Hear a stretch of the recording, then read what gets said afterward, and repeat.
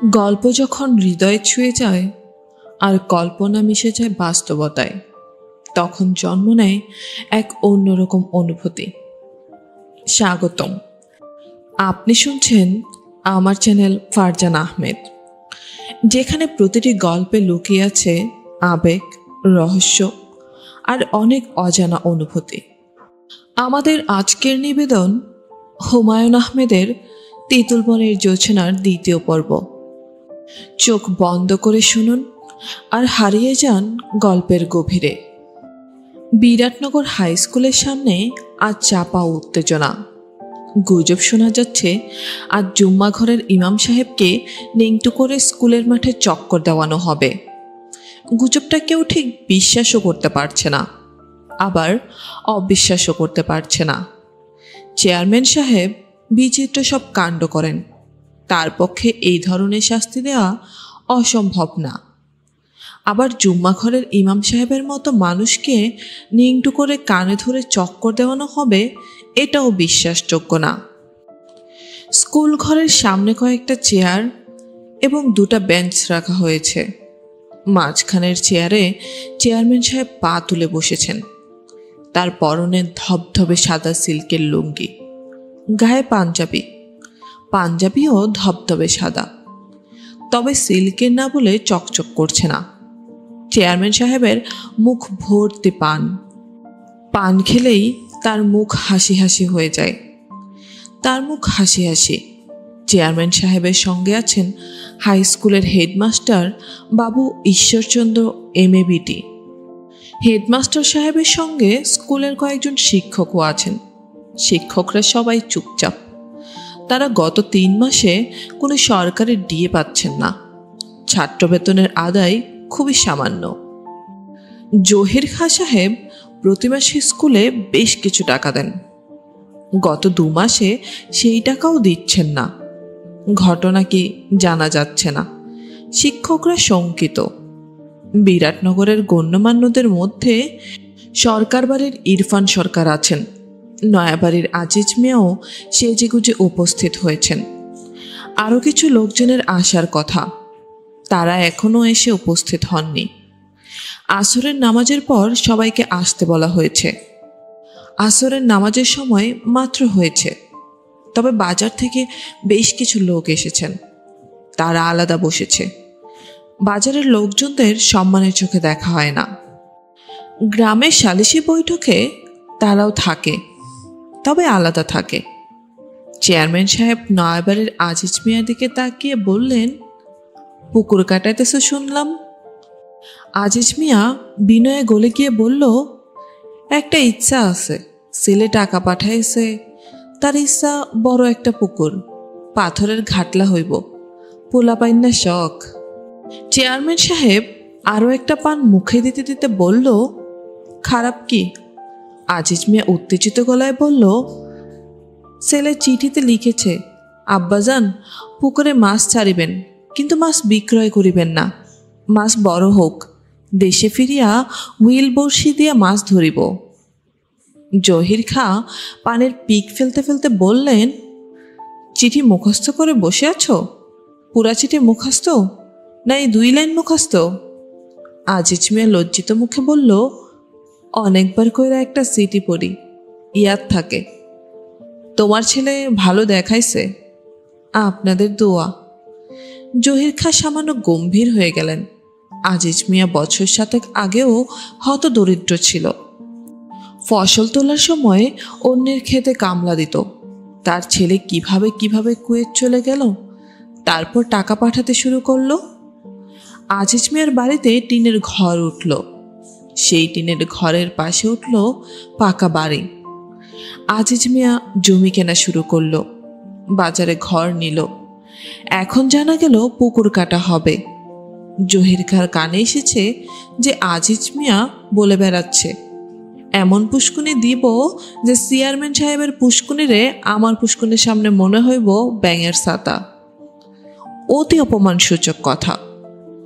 জহির খাঁ বিশ্বাস করেন না আজিজ মিয়া এই ধরনের কথা বলতে পারে, তবে পুরোপুরি অবিশ্বাসও করা যায় না। ছোট লোকের যদি হঠাৎ পয়সা হয় তাহলে পয়সার গরমে পাছা গরম হয়ে যায়। মাথা গরম লোক অনেক উল্টাপাল্টা কথা বলে, সেই সব কথার মাপ থাকে। পাছা গরম লোকের কথার কোনো মাপ থাকে না। আজিজ মিয়া তৃপ্তির সঙ্গে বলল, ছেলেটা লোক মারফত আমারে আর তার মারে মক্কা শরীফ থেকে কাপড়ের কাপড় কিনা পাঠাইছে। বড়ই আনন্দের ব্যাপার। এই কাপড় কাবা শরীফ সোয়াইয়া আনাইছে। ভালো তো, আবার চিঠিতে লিখেছে হজ কইরা যাইতে, সে ব্যবস্থা করবে। যাও, হজ কইরা আসো। ইচ্ছা আছে, কিন্তু নানান ঝামেলায় জড়াইয়া পড়ছি। বাজারে আরেকটা নয়া ঘর নিছি। বাজারে ঘর নিয়েছ? জি, দলিল রেজিস্ট্রি হয়ে গেছে। ভালো তো। জহির খাঁ পানির পিক ফেললেন। তার কপালে সামান্য ভাঁজ পড়ল। বিরাটনগরে অনেক কিছুই ঘটছে যার খোঁজ তিনি রাখেন না। বাজারে ঘর রেজিস্ট্রি হয়ে গেছে সেই খবরও তিনি পাননি। এটা অবিশ্বাস্য ঘটনা। আজিজ মিয়া তলে তলে সুরঙ্গ কেটে এগিয়ে যাচ্ছে। লোকটা অতি বুদ্ধিমান। ছোট লোকের হাতে হঠাৎ পয়সা এলে নানান আলামত দেখা যায়। এরা তখন বড় কার্পু মাছ ছাড়া ভাত খেতে পারে না। আড়ঙে ষাঁড়ের লড়াইয়ের জন্যে ষাঁড় কিনে ফেলে। সপ্তাহে 2 দিন যায় নেত্রকোনা ছবি দেখার জন্যে। আজিজ মিয়া তার কিছুই করছে না। জমি কিনছে, বাজারে ঘর রাখছে। তিনি খবর পেয়েছেন আজিজ মিয়া ব্যবসা ভালোই বোঝে। সরিষার ব্যবসা করে এই বছর অনেক টাকা কামিয়েছে। স্কুলের দপ্তরেই নাস্তা নিয়ে এলো। ধামা ভর্তি মাখানো মুড়ি, পেঁপে। ঈশ্বরবাবু বিনীত গলায় বললেন, চেয়ারম্যান সাহেব নাস্তা করেন, চা আসতেছে। গুড়ের রং চা করতে বলেছি, গুড়ের চা আপনার পছন্দ। জহির খাঁ হাই তুলতে তুলতে বললেন, তোমরা খাও, আমার মুখে পান। ঈশ্বরবাবু নিচু গলায় বললেন, ভালো নাস্তার আয়োজন করার ইচ্ছা ছিল। স্কুল ফান্ডের অবস্থা শোচনীয়। ক্লাস 10-এ ছাত্রমাত্র 7 জন। জহির খাঁ গম্ভীর গলায় বললেন, ছাত্র কম কেন? পড়াশোনা ভালো হয় না? ঈশ্বরচন্দ্র হতাশ গলায় বললেন, যেসব স্কুলে সেন্টার পায় সেখানে ছাত্র ভালো হয়। নকলের সুবিধা হয় কি না সেটা সবেই আগে দেখে। খুবই দুর্দশায় আছি। অঞ্চলের বিশিষ্ট গণ্যমান্যরা যদি না দেখে তাহলে স্কুল উঠায় দিতে হবে। দাও, উঠায় দাও। সব কিছুর জন্ম মৃত্যু আছে, স্কুলেরও আছে। আফসোস কইরা তো লাভ নাই। আগে রাজা বাচ্চা ছিল, তারা হাতি পুষত। স্কুল কলেজে এইগুলো হইল হাতি। এখন রাজা বাচ্চা নাই, হাতিও থাকবো না, সোজা হিসাব। আজিজ মিয়া অতি দ্রুত মাথা নাড়তে নাড়তে বলল, অবশ্যই অবশ্যই। স্কুলের শিক্ষকরা আহত চোখে তাকিয়ে রইল আজিজ মিয়ার দিকে। জুম্মা ঘরের ইমাম সাহেবকে আসতে দেখা গেল। চেয়ারম্যান সাহেব তার মনোযোগ সেই দিকে দিলেন। একসঙ্গে অনেক কিছু নিয়ে চিন্তা ভাবনা করতে নাই। চিন্তা ভাবনা হলো পুঁতির মালার মতো। এক একটা চিন্তা এক একটা পুঁতি, আর সুতাটা হলো চিন্তার লাইন। সব পুঁতি এক লাইনে বাঁধতে হয়। এই কাজ সবাই পারে না। ইমাম সাহেবের কাছে গত রাতে তিনি লোক পাঠিয়েছিলেন। লোক মারফত তিনি একটা প্রস্তাব দিয়েছেন। ইমাম যদি অপরাধ স্বীকার করে তাহলে তিনি তাকে ন্যাংটা করে ঘুরাবেন না। দোষ স্বীকার করে ক্ষমা প্রার্থনা করলে ইমামের চাকরি বহাল থাকার সম্ভাবনা আছে। দোষ স্বীকার না করলে শাস্তি হবে। ইমাম সাহেবের চোখ রক্তবর্ণ। তিনি গত কয়েক রাত ধরে ঘুমাচ্ছেন না, তা তাকে দেখেই বোঝা যাচ্ছে। ঠিকমতো হেঁটে আসতেও পারছেন না, মাতালের মতো হেলে দুলে এগুচ্ছেন। জুম্মার নামাজের দিন তিনি যে পোশাক পরেন আজও তাই পরেছেন। কালো আচকান, মাথায় সাদা পাগড়ি। সাদা পাগড়ির সঙ্গে কালো আচকান খুব মানিয়েছে, তাকে সুফি সুফি লাগছে। আজ তিনি চোখে সুরমাও পড়েছেন। অন্য যে কোনো সালিসির দিন ইমাম সাহেব আসামাত্র তাকে চেয়ার দেয়া হয়, আজ দেয়া হলো না। তিনি জহির খাঁর সামনে দাঁড়িয়ে রইলেন। তার চোখে মুখে দিশেহারা ভাব। ইমাম সাহেবের নাম ইয়াকুব, উলাপাস। বয়স 50-এর উপরে। তিনি 5 বছর হলো বিরাটনগরে আছেন। তার বাড়ি মধুপুর। স্ত্রী এবং 2 কন্যা মধুপুরেই থাকে। তিনি মাঝে মধ্যে মধুপুর তাদের দেখতে যান। বছর 2 আগে ইমাম সাহেবের স্ত্রী তার 2 কন্যাকে নিয়ে এখানেও বেড়াতে এসেছিলেন। 1 সপ্তাহ ছিলেন। গ্রামের মানুষজন তখন তার 2 কন্যার রূপ দেখে মোহিত হয়েছিল। বড় মেয়েটির নাম সাকিনা, ছোটটির নাম জরিনা। গ্রামের মানুষজন এখনো কোনো রূপবতী মেয়ে দেখলে বলে, ইমাম সাহেবের মেয়ে সাকিনার মতো সুন্দর। সাকিনার বিয়ে ঠিক হয়েছে, পানচিনি হয়ে গেছে। কার্তিক মাসের 9 তারিখে বিবাহ। ছেলে সরকারি কলেজে অঙ্কের লেকচারার। ইমাম সাহেব কন্যার বিবাহ উপলক্ষে 1 মাসের ছুটি নিয়েছেন। দেশে রওনা হবার আগে এমন বিপত্তি। চারদিকে গুনগুন হচ্ছিল। ঈশ্বরবাবু উঠে দাঁড়িয়ে উঁচু গলায় বললেন, সাইলেন্স, পেন ড্রপ সাইলেন্স। গুনগুনানি বন্ধ হলো। জহির খাঁর পাঞ্জাবিতে পানের পিক লেগে গেছে। তিনি খুবই বিরক্ত চোখে পানের পিকের দিকে তাকিয়ে আছেন। ইমাম সাহেব ফ্যাস ফেসে গলায় বললেন, চেয়ারম্যান সাহেব, আসসালামু আলাইকুম।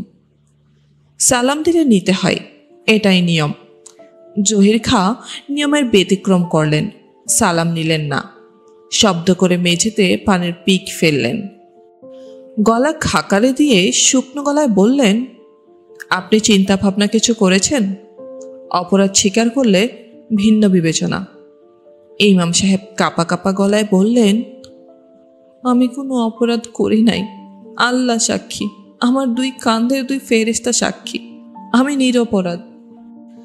জহির খাঁ বিরক্ত মুখে বললেন, আপনার 2 কাঁধের ফেরেশতা তো সাক্ষী দিবে না, এদের কথা খামাখা বইল্লা তো লাভ নাই। আপনি বিরাট অন্যায় করেছেন। এই অঞ্চলের নাম বিরাটনগর। এখানে যা হয় সবই বিরাট। মানুষ যখন অন্যায় করে ছোট অন্যায় করতে পারে না, বিরাট অন্যায় করে।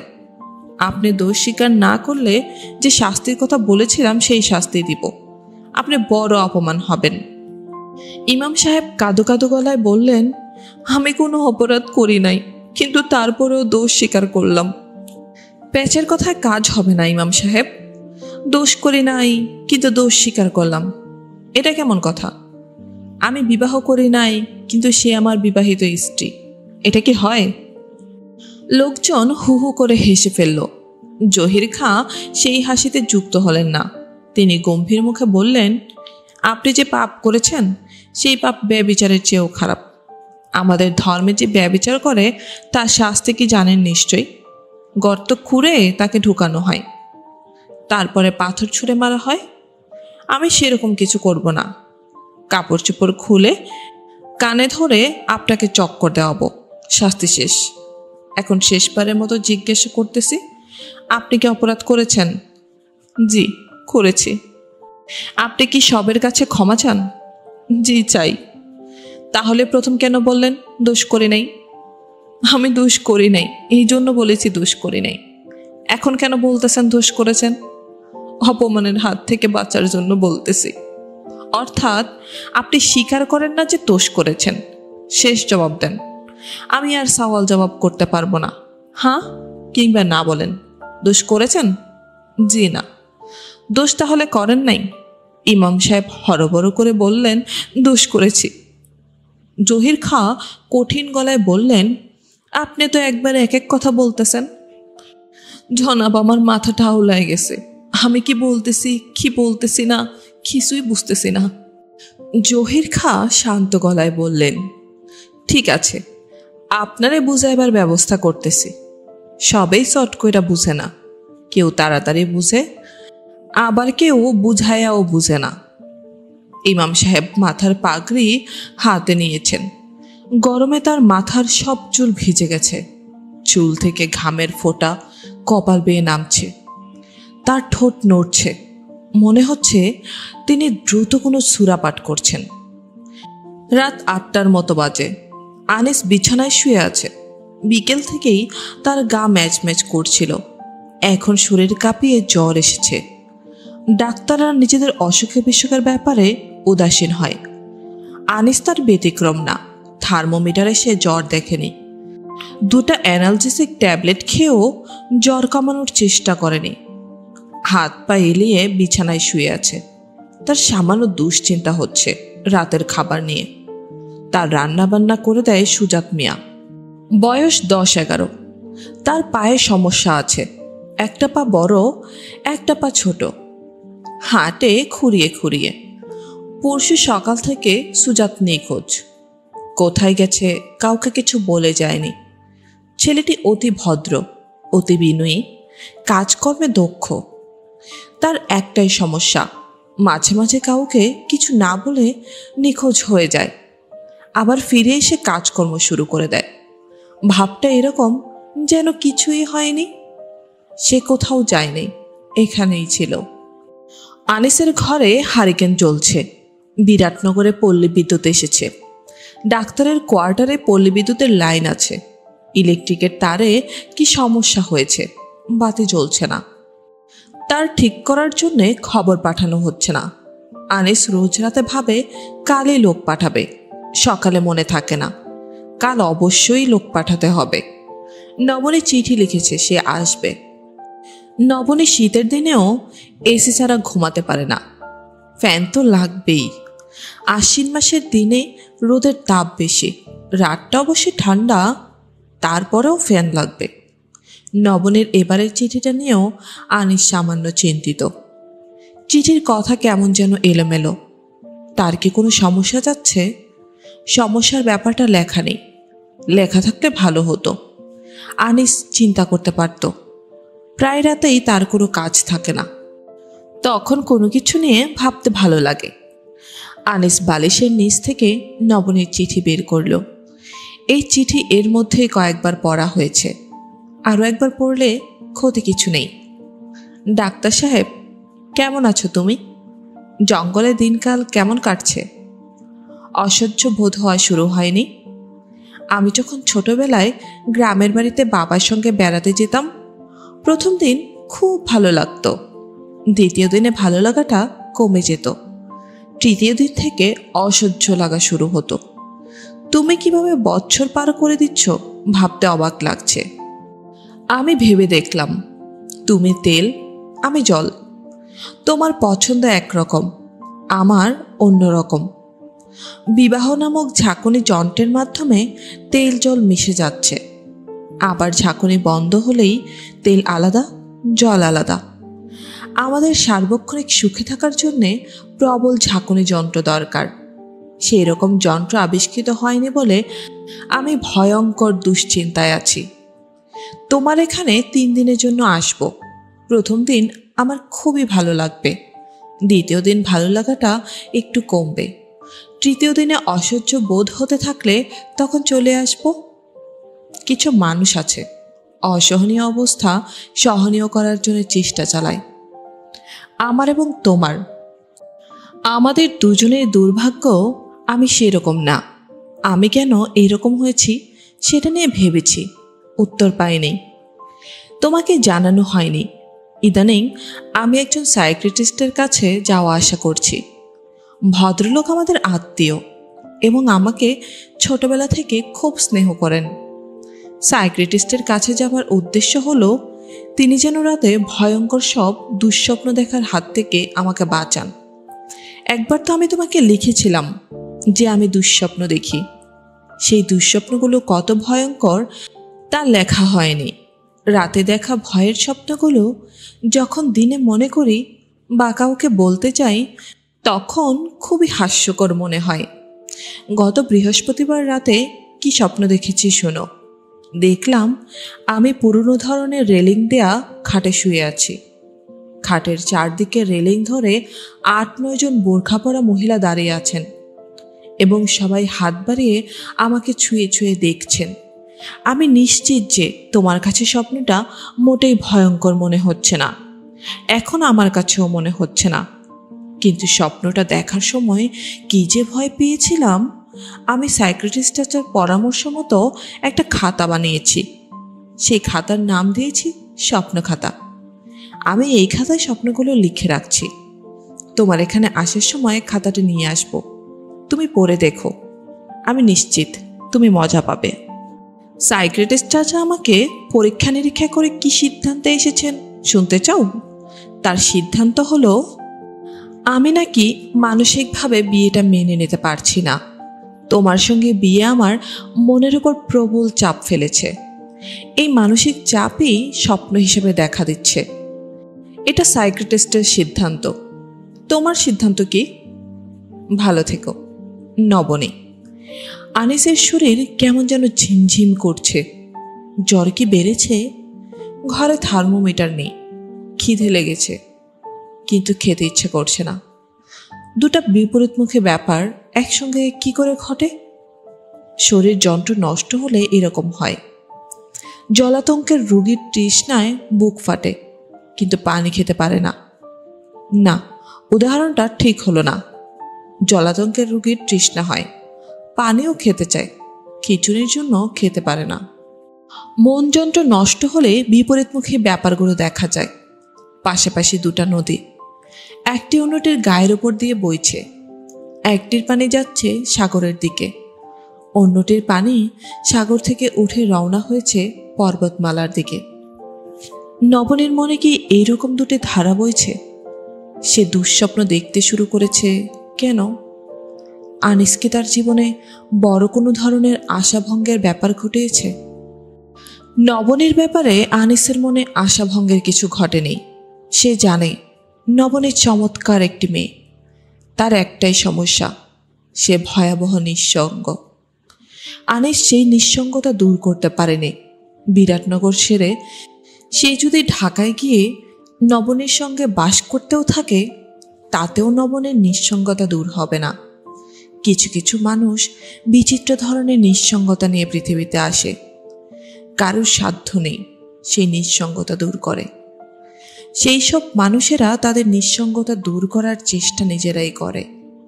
তা করতে গিয়ে কেউ বড় লেখক হয়, কেউ হয় চিত্রকর, বিজ্ঞানী, আবার কেউ কেউ হয়তো তার মতো ডাক্তার হয়।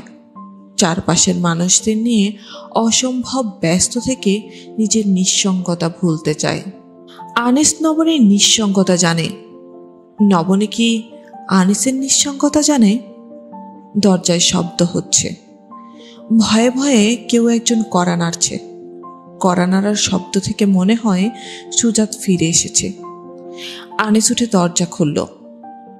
নিস্তরঙ্গ দিঘিতে ছোট ঢিল পড়লেও অনেকক্ষণ ঢেউ ওঠে।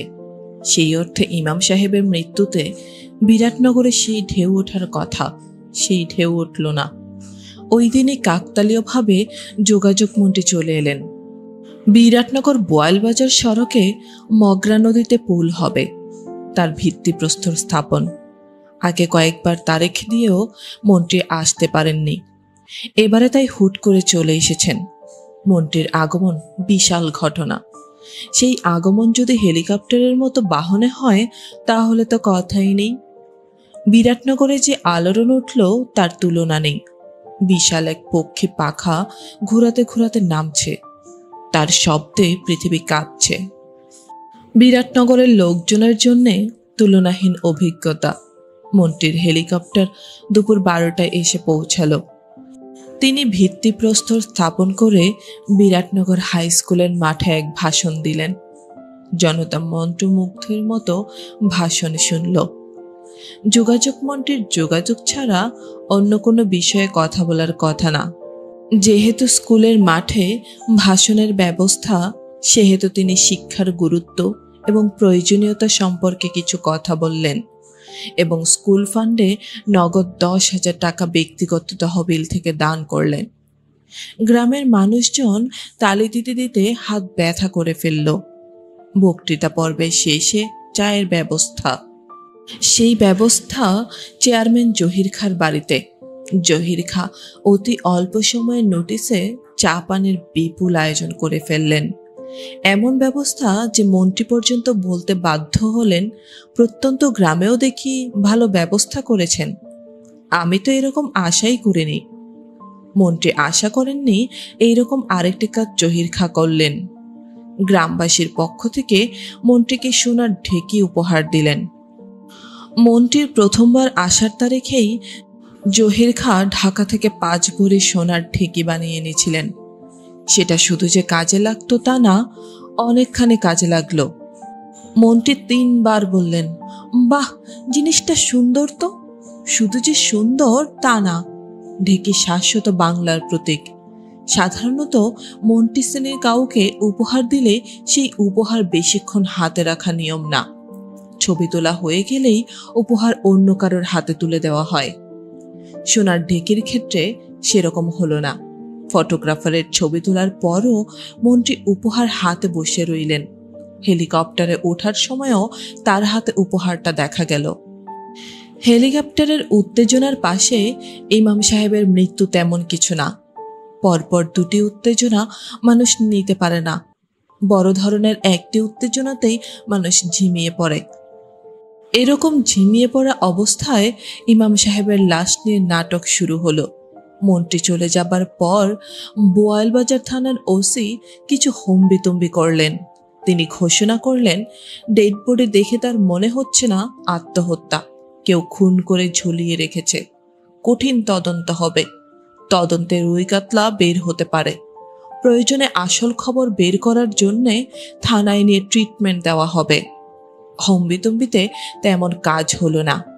জহির খাঁ ওসিকে ডেকে বললেন, খামোখা পেঁচাল করবা না, শুরু ঢালটাল কি করতে হয় ব্যবস্থা করো। ডেড বডি মধুপুর পাঠায় দিতে হবে। ওসি সাহেব ধমক খেয়ে মিইয়ে গেলেন। ধমক এমন এক লোকের কাছ থেকে এসেছে যার বাড়িতে মন্ত্রী কিছুক্ষণ আগে খাওয়া দাওয়া করেছেন, হেলিকপ্টারে ওঠার আগে আগে কোলাকুলি করেছেন। যেসব মৃত্যু অর্থকরী না, পুলিশ সেসব মৃত্যুর বিষয়ে উৎসাহ হারিয়ে ফেলে। পুলিশ উৎসাহ হারিয়ে ফেলল।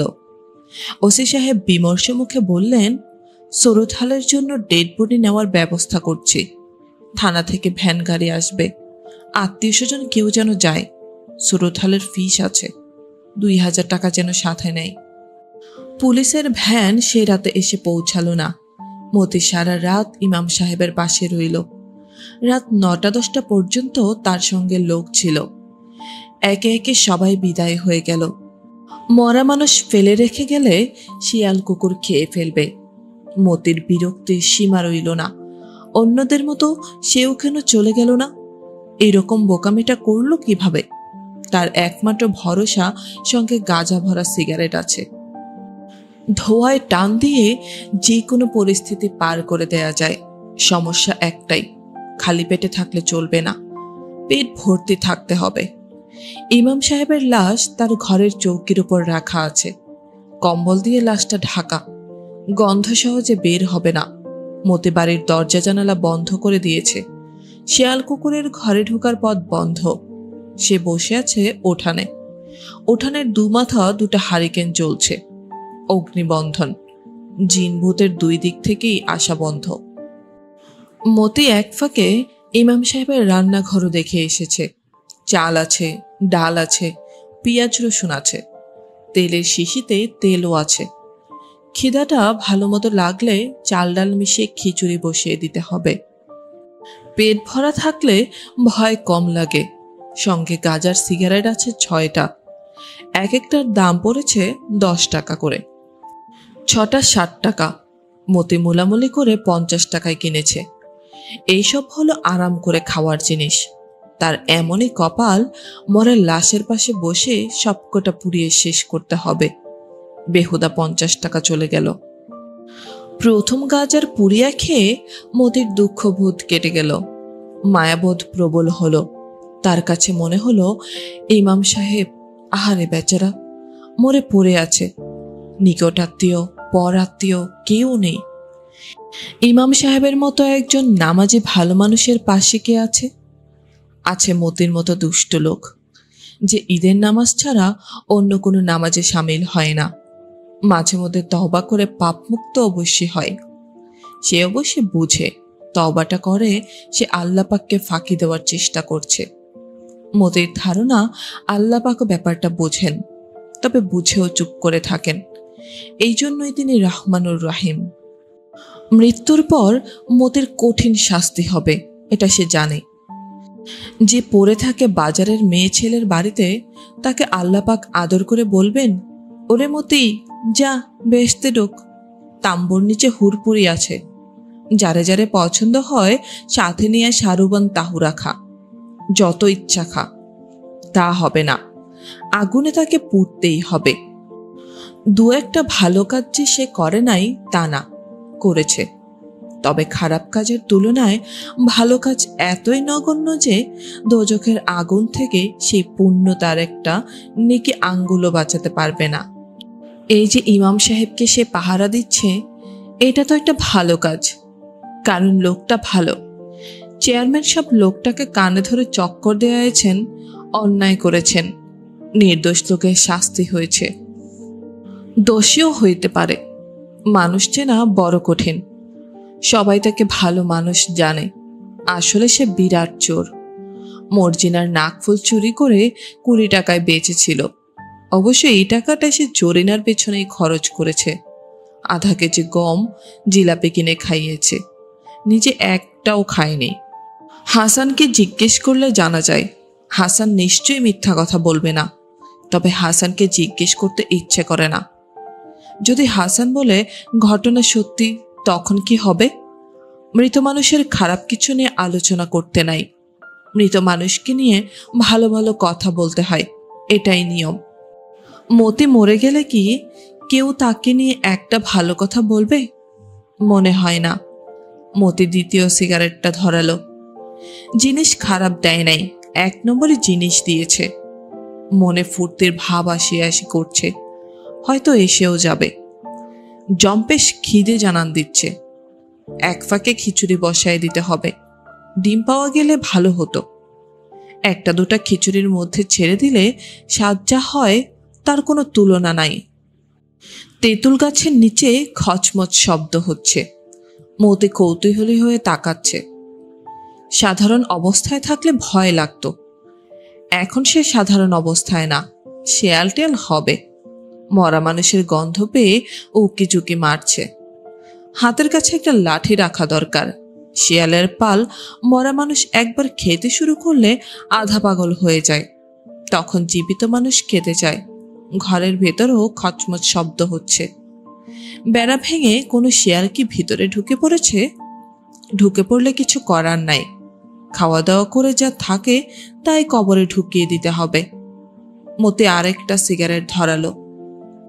মৌতাটা মোটামুটি জমছে, মনে ফুর্তির ভাব চলে এসেছে। এটা কিছুতেই নষ্ট হতে দেওয়া যাবে না। মতি গুনগুন করে গান গাওয়ার চেষ্টা করতে লাগলো। এই পরিস্থিতিতে ধর্মীয় গান গাইতে পারলে ভালো হতো। চলো যাই মদিনা ধরনের গান। সেই রকম গান একটাও মনে পড়ছে না। সে মাথা ধুলাতে ধুলাতে সিনেমার গান শুরু করলো। এই সিনেমাটা সে মর্জিনাকে নিয়ে নেত্রকোনার হলে দেখে এসেছে। খুব ট্র্যাজেডি সিনেমা। মতি উদাস গলায় গাইছে, হাত খালি, গলা খালি। কন্যার নাকে নাকফুল, সেই ফুল পানিতে ফেইলা কন্যা করল ভুল। আবারও খচখচ শব্দ হচ্ছে। মতির হাসি পেয়ে গেল। আজ মনে হয় খচখচানের রাত। এবারের খচখচানিটা অন্যরকম।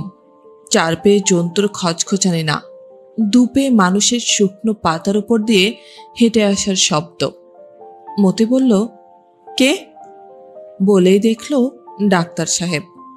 গলায় মাফলার পেঁচিয়েছেন বলে মানুষটাকে অন্যরকম লাগছে, দেখে মজা লাগছে। গাজার কারণে এটা ঘটছে। 1 নম্বরে গাজার এই গুণ, যা দেখা যায় ভালো লাগে। ডাক্তার সাহেব যদি মাফলার ছাড়া আসতো তাহলেও দেখতে ভালো লাগতো। মতি নাকি? যে ডাক্তার সাহেব। কি করো? মরা পাহারা দেই। গাজা খাচ্ছ নাকি? বিশ্রী গন্ধ আসছে। তোমার গাজার অভ্যাসও আছে তা তো জানতাম না। মতি জবাব দিল না, লজ্জা পেয়ে মুখ নিচু করল। ডাক্তার সাহেবকে দেখে তার ভালো লাগছে। খাঁটি সোনা মানুষ বলেই এত রাতে খোঁজ নিতে এসেছে। এই মানুষটার সাইকেল চুরি করাটা খুব অন্যায় হয়েছে। মতি ঠিক করে ফেলল অন্য কোনো জায়গা থেকে একটা ভালো সাইকেল চুরি করে ডাক্তারকে দিয়ে আসবে। তার ডাবল পাপ হবে, হলেও কিছু করার নেই। সাইকেলের অভাবে লোকটার কষ্ট হচ্ছে। সবচেয়ে ভালো হয় যদি পুরানো সাইকেল জোগাড় করা যায়। ডেড বডি থানায় নিয়ে যাবার কথা ছিল, নেয়নি। যে না। ইমাম সাহেবের আত্মীয় স্বজনকে খবর দেওয়া হয়েছে, যে না, কেউ তার আর ঠিকানায় জানে না, শুধু জানে বাড়ি মধুপুর। ভালো সমস্যা হলো তো। আনিস বারান্দায় উঠে এলো। তার মন বেশ খারাপ হয়েছে। একটা মানুষ মারা গেছে, অথচ তার আশেপাশে কেউ নেই। একজন শুধু উঠানে বসে গাঁজা টানছে। মানুষ এত নিষ্ঠুর হবে কেন? নাকি সমস্যাটা ইমাম সাহেবের? বিদেশি মানুষ, দীর্ঘদিন এখানে থেকেও কারোর সঙ্গে মিশ খাওয়াতে পারেননি। আনিস বলল, তুমি একা বসে আছো, আর কেউ নেই? এটা কেমন কথা? মতি বলল, সবেই ভয় খাইছে, ফাঁসের মরা, আর জায়গাটাও গ্রামের বাইরে পড়ছে। তারপরে ধরেন পুলিশের ঝামেলা আছে। খাওয়া দাওয়া করেছো মতি? যে না। তোমার খাবার ব্যবস্থাও তো করা দরকার। চিন্তা করেন না ডাক্তার সাহেব, ইমাম সাহেবের পাকের ঘরে চাইল ডাইল সবই আছে, খিচুড়ি বসায় দেব। তাহলে এক কাজ করো, রান্না শুরু করো। আর আমি ইমাম সাহেবের ঘর খুঁজে দেখি চিঠিপত্র থেকে ঠিকানা পাওয়া যায় কিনা। কেউ কি খুঁজে দেখেছে? বলতে পারি না, সবেই ছিল মনটি নিয়ে ব্যস্ত। ডাক্তার হারিকেন হাতে ঘরে ঢুকে পড়ল। চৌকিতে কালো কম্বলে একটা মানুষ পুরোপুরি ঢাকা। তার শরীর নষ্ট হতে শুরু করেছে। তীব্র না হলেও ভোঁতা ধরনের গন্ধ পাওয়া যাচ্ছে। মেডিকেল কলেজে আনিসের এক মেডিসিনের প্রফেসর জোবেদ আলী হঠাৎ হঠাৎ বিষয়ের বাইরে কথা বলতেন।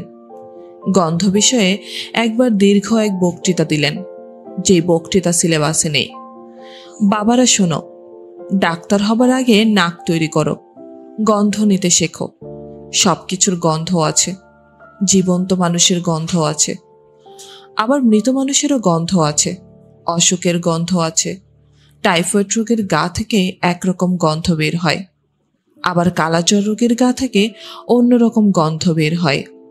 রোগের ডায়াগনোসিসে এখন গন্ধ ব্যবহার করা হয় না, কিন্তু আমি লিখে দিচ্ছি, গন্ধ নির্ভর ডায়াগনোসিস শুরু হবে।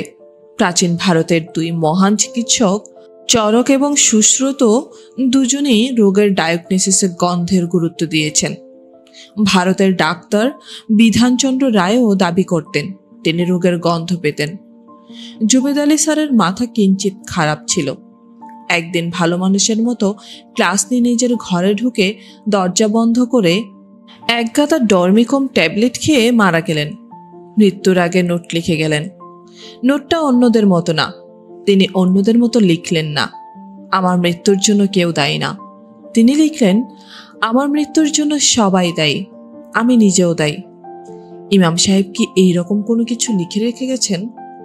তার স্ত্রীর কাছে কোনো চিঠি, তার দুই কন্যার কাছে আবেগের কিছু লাইন। ঘরে আসবাবপত্র খুব অল্প। টেবিলের ওপর কিছু হাদিসের বই, মিশকাত শরীফ, বুখারী শরীফ। টেবিলের ড্রয়ারে কিছু চিঠি পাওয়া গেল, ইমাম সাহেবের বড় মেয়ে সাকিনার লেখা। কোনো চিঠিতেই ঠিকানা নেই, অন্যের চিঠি পড়ার মানসিকতা আনিসের নেই। তারপরেও একটা চিঠি পড়ে ফেলল। সাকিনা তার বাবাকে লিখেছে, আপনি শরীরের দিকে খেয়াল রাখিবেন, আপনার জন্য সবসময় আমার মন কাঁদে, প্রতি রাতে আজে বাজে খোয়াব দেখি। বাবা গো, আমি আপনার পায়ে ধরি, আপনি নিজের প্রতি যত্ন নেন। আপনার বুক ব্যথা হয়, কেন আপনি ডাক্তারের সঙ্গে কথা বলেন না? আনিস ছোট্ট করে নিঃশ্বাস ফেলল। ইমাম সাহেবের সঙ্গে তার অনেকবারই দেখা হয়েছে, তিনি তার বুকের ব্যথার কথা কখনো বলেননি। মৃত্যু একদিক দিয়ে ভালো, যাবতীয় যন্ত্রণার অবসান।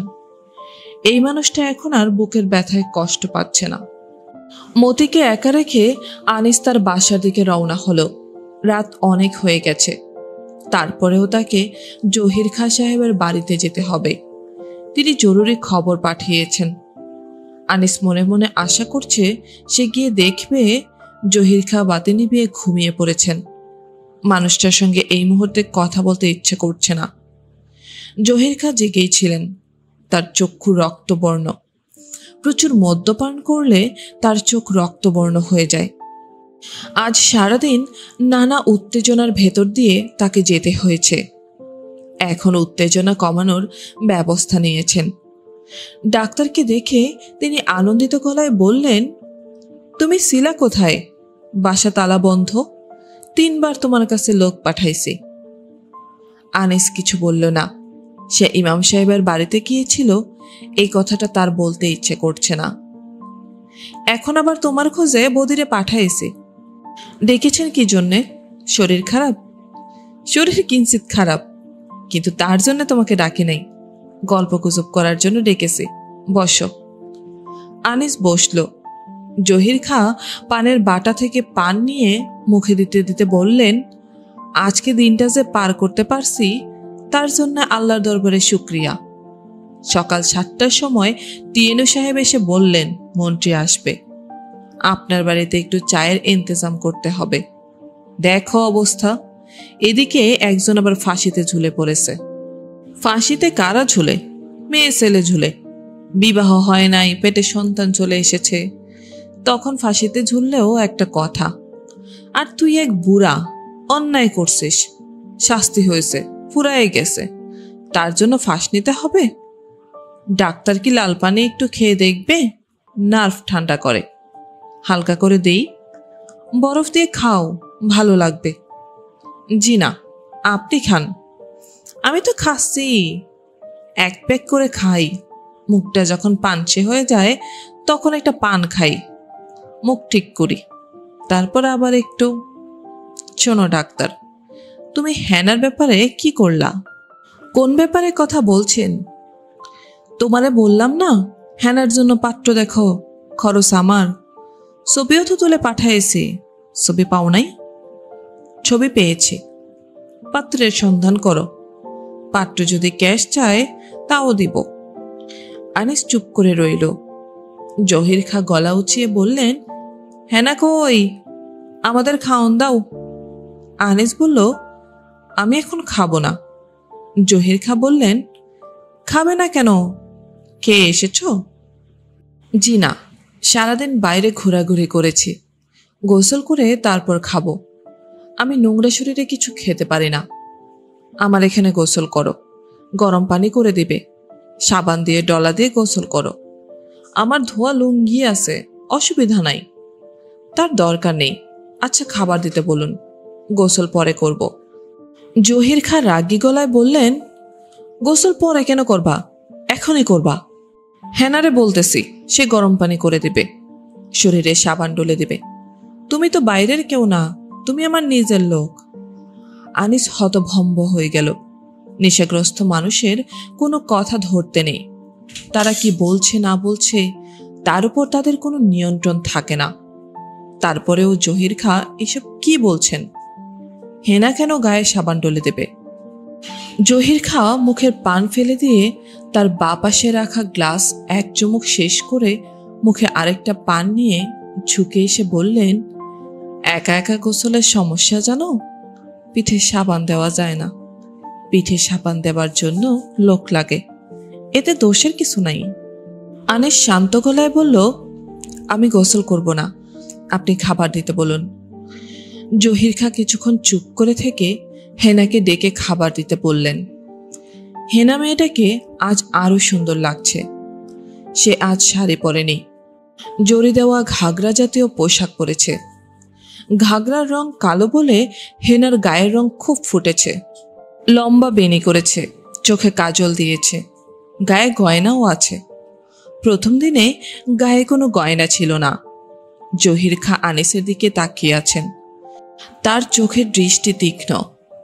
নেশাগ্রস্ত মানুষ এমন তীক্ষ্ণ চোখে তাকাতে পারে না, তাদের চোখের মনি ডাইলেটেড থাকে। আনিসের মনে হলো প্রচুর মদ্যপান করা সত্ত্বেও এই লোকটি মাতাল না, নিজের ওপর তার পূর্ণ দখল আছে। সে কি আনিসকে নিয়ে কোনো খেলা খেলছে? খেলোয়াড় মানুষ চুপ করে থাকতে পারে না, তাকে সবসময় খেলতে হয়। প্রতিপক্ষ না পেলে তারা প্রতিপক্ষ তৈরি করে নেয়। ডাক্তার? জি। তুমি আমার দিকে তাকায় আছো কেন? কি দেখো? কিছু দেখি না। ইমামের মৃত্যুর জন্য তুমি কি মনে মনে আমাকে দায়ী করছো? না, প্রত্যক্ষভাবে আপনি দায়ী না, তবে পরোক্ষভাবে আপনার ভূমিকা আছে। জহির খাঁ সোজা হয়ে বসলেন, শীতল গলায় বললেন, এখন যে কথাটা তুমি বললা, এরকম কথা আর বলবা না। একটা কথা সবসময় খেয়াল রাখবা, আমি দুষ্ট প্রকৃতির লোক এবং রাগী লোক। দুষ্ট লোক সাধারণত রাগী হয় না, তবে আমি রাগী। নাও, খাওয়া দাওয়া করো। হেনা হাত ধোয়ার পানি এনেছে। আনিস হাত ধোয়ার জন্য বারান্দায় গেল। হাত ধুতে গিয়ে তার মনে হলো প্রচণ্ড খিদে পেয়েছে। আনিস একা খাচ্ছে। প্লেটে খাবার তুলে দেওয়ার জন্য হেনা পাশে দাঁড়িয়ে আছে। সে গায়ে কোনো সুগন্ধি মেখেছে। খাবারের গন্ধের সঙ্গে এই গন্ধ যাচ্ছে না। আয়োজন ভালো, মন্টির জন্য করা আয়োজন খারাপ হবার কথা না। রুই মাছের বড় পেটি, পোলাও, খাসির মাংসের রেজালা, আস্ত মুরগির রোস্ট। আনিস আরাম করেই খাচ্ছে। মনে হচ্ছে জ্বর নেমে গেছে। জ্বর নেমে গেলে খুব খিদে পায়। ডাক্তার? জি। খানা কেমন হয়েছে? ভালো হয়েছে। গণ্যমান্য সবাইরে বলছিলাম, সবাই এসেছিল, শুধু একজন আসেন নাই। বলো দেখি, কে আসে নাই? বলতে পারছি না। আজিজ মিয়া আসে নাই। খবর নিয়েছি সে গিয়েছে গৌরীপুর। গৌরীপুর কেন গিয়েছে জানো? জি না, আড়ং-এর জন্য সার কিনতে গিয়েছে।